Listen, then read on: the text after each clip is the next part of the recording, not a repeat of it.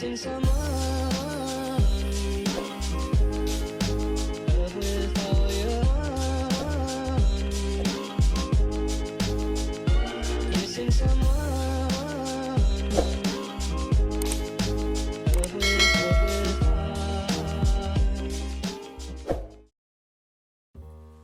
Hi guys, welcome back to my channel. If you tuned in to last week's episode, I did a full color correction video on this specific client.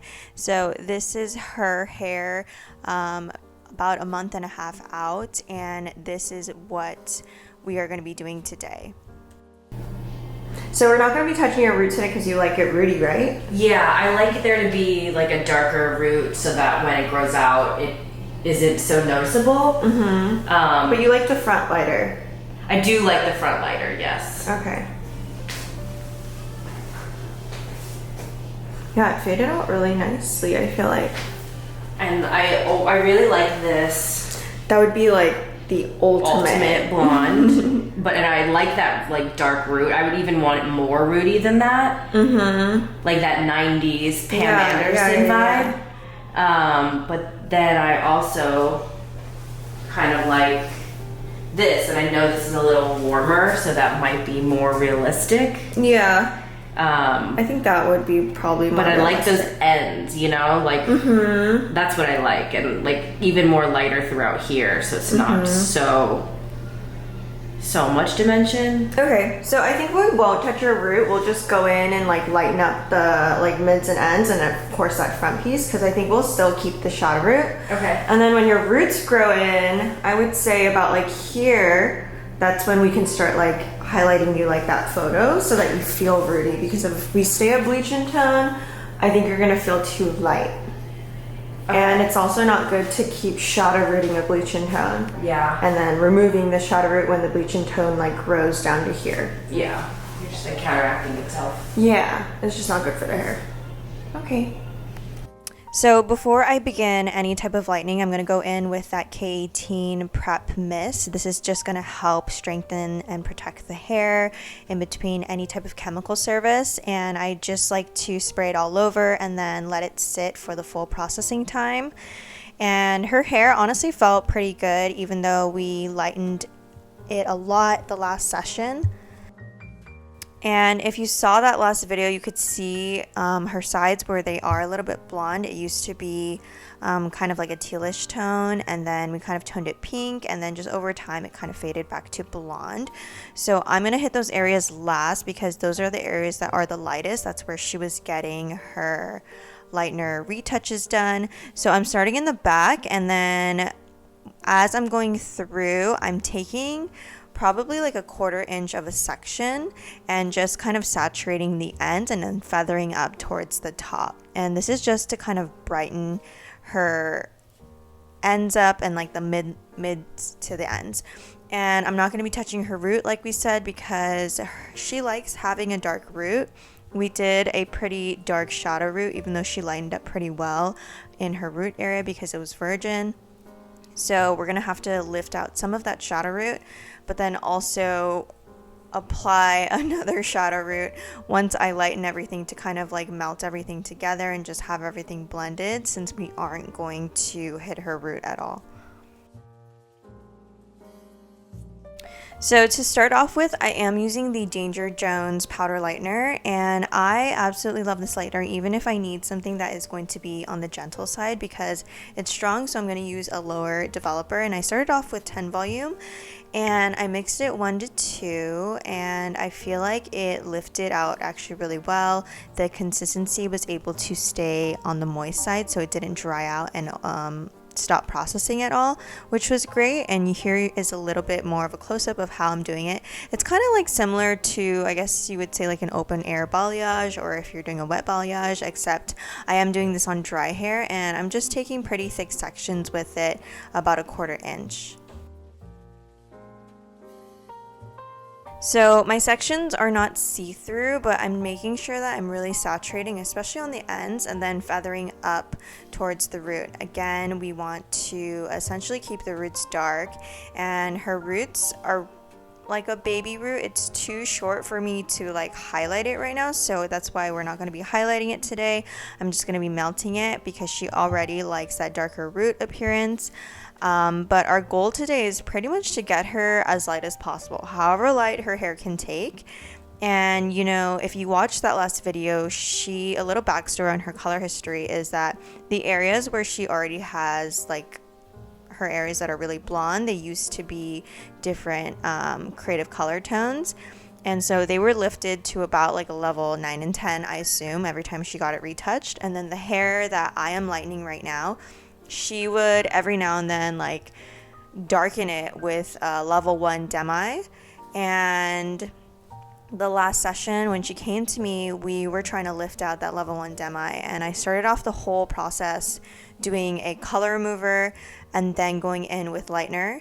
And I used a color remover on her hair, and I was very surprised that in some areas the color remover really did absolutely nothing. It looked still black. It didn't even like budge to brown or even a red tone. It was just straight up black.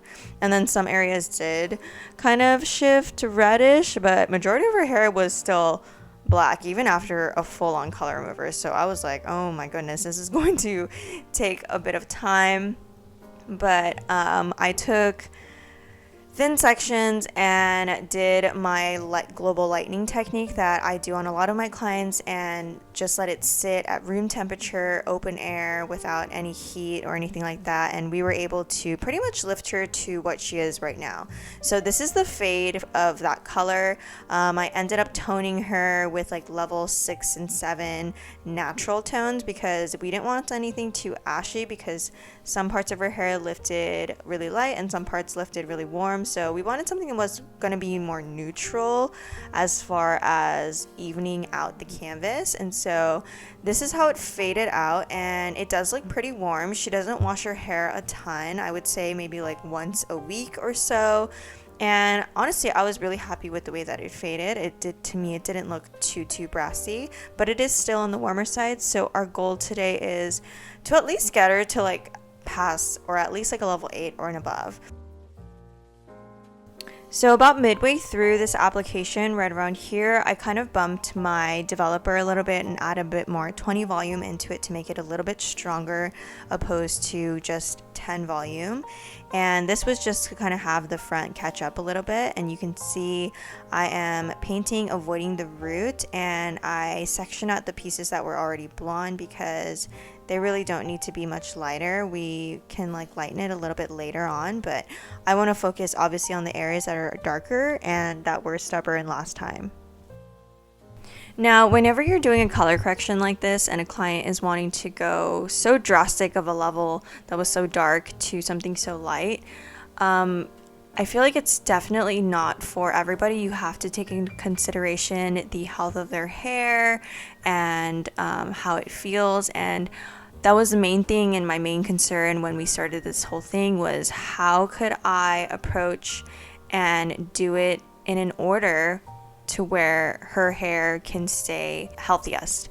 And I felt like doing it open air, using low volume, and doing it in sessions like this and using a color remover first definitely helped with the health of her hair. I genuinely feel like if I didn't go in with a color remover, I don't think it would have been able to get as light at all.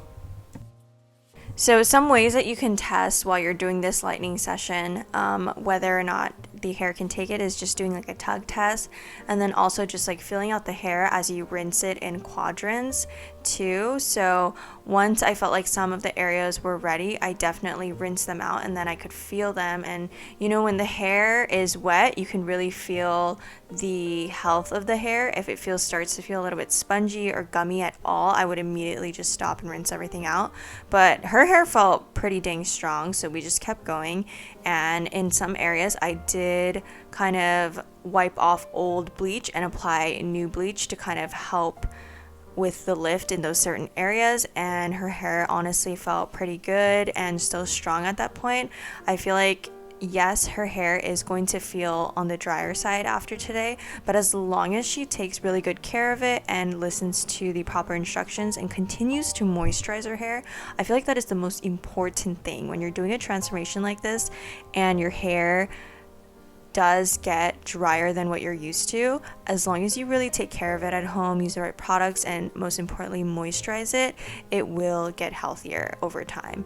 And so that is the biggest thing that I stress to my clients whenever we do any type of color correction like this, is to certainly just moisturize your hair and just make sure that it stays soft. So right now I'm going in with her shadow root, and I did a mixture of a level 6 and a level 5 to kind of give her that nice depth and melt. And then after this shadow root, I went in with a level 8 violet and a level 8 blue ash basically. And when I mixed the level 8 violet and blue ash, I do like to mix more violet than blue to help cancel out the yellow and just also just control the amount of warmth without making it go green, because sometimes adding too much of blue into the formula when the hair is this yellow can have the effect of it turning green. So I always like to overmix a little bit more purple than blue, and then it really does create a beautiful ash tone where it cancels out a lot of the yellow but still kind of keeps it a little bit on the brighter side, because I feel like that ash blue side gives it that kind of silvery effect in the end. Alrighty guys, so here is the finished look. She looks so much blonder. She absolutely loved it, and I feel like the toner was able to tone out a lot of that warmth really well. I feel like, considering where we started with when she first came to me with that black and everything, it looks so good, and she got pretty light and her hair still felt pretty good. I love how well the root kind of melted in with the lighter color without us touching the root. I feel like it just melted so beautifully and goes really well, and I feel like this is going to grow out very soft too against her natural. And once the toner is all faded out and her roots start to grow, and we can definitely start to blend out her regrowth with some nice highlights to kind of break it up and have everything blend together. Alrighty guys, that is it for this week's episode. Thank you guys so much for watching and tuning in, and as always, I will talk to you guys next week.